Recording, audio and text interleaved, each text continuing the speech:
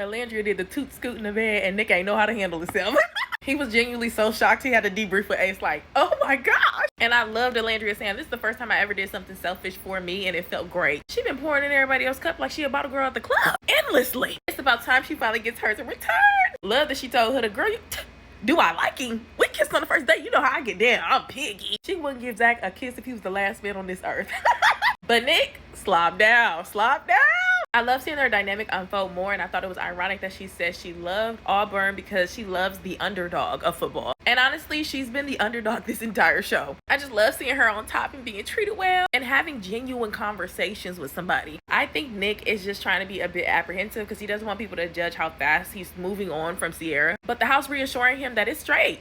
Nobody cares. That's definitely helped him be like, okay, this is fine. Everybody was kissy and then all of a sudden them kids popped up.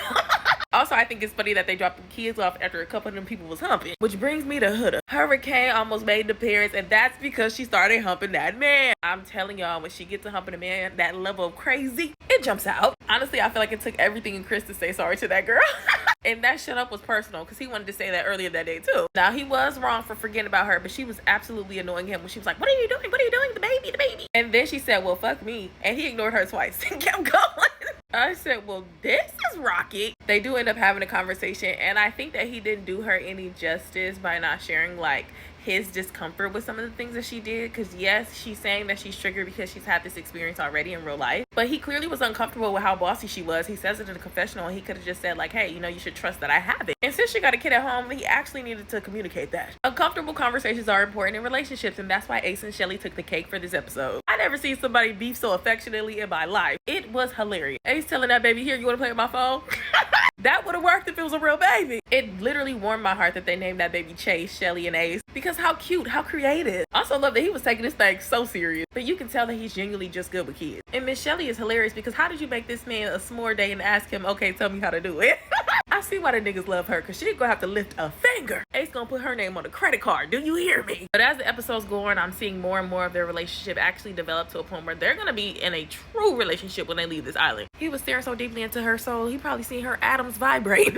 And at this point, y'all can't convince me this is not an adult summer camp. The boys be making up the most creative ways to have some type of fun. Then they done rapped a whole song about Maya and Brian going to the hideaway. This is the cast we needed to see all season. And tonight I'm gonna actually give Taylor a compliment. I know, we're shocked, but he was such a good parent. My girl Clark ain't lifting muscle. But her one-liners eat. When they was in that makeup room and Iris didn't want to kiss until Clark said, oh, well, no comment is a comment, boo. Because we heard y'all kissing. We seen it too. Then when Taylor said, I would just rather want to have all boys, after she said she wants to have a girl, she said, not gonna happen. If you with a bitch like me, it's not happening. You better let that man know. You ain't the prize. I am. And there must be compromise. Hello? Mr. Pepito and Iris getting a passing grade on them goddamn babies was a mistake. It had to be. They had them kids on the counter. Then Iris had that baby flat on the yoga mat. I don't know what the grading scale was for this assignment, but it had to be lower than ass at the club on a Saturday. Cause that didn't make no sense.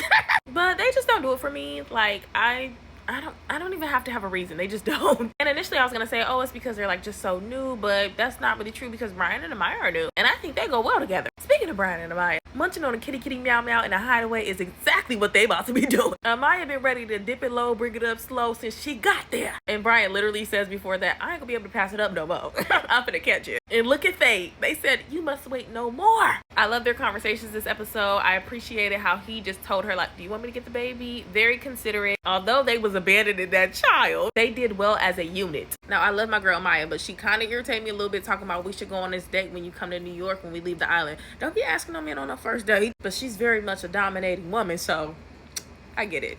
I get it. What cracks me up is that they give them one day of fun, and immediately one of you niggas is going home. Like, they never get a break. But I feel blissful. I feel excited about what's to come. My anxiety wasn't high watching this episode. It feels good when the villa is at peace. And I'm just kicking my feet, rubbing them together, waiting for tomorrow at this point. And whoever decided in production that they was going to give out black-ass babies, light-skinned babies, white babies, biracial babies, good job.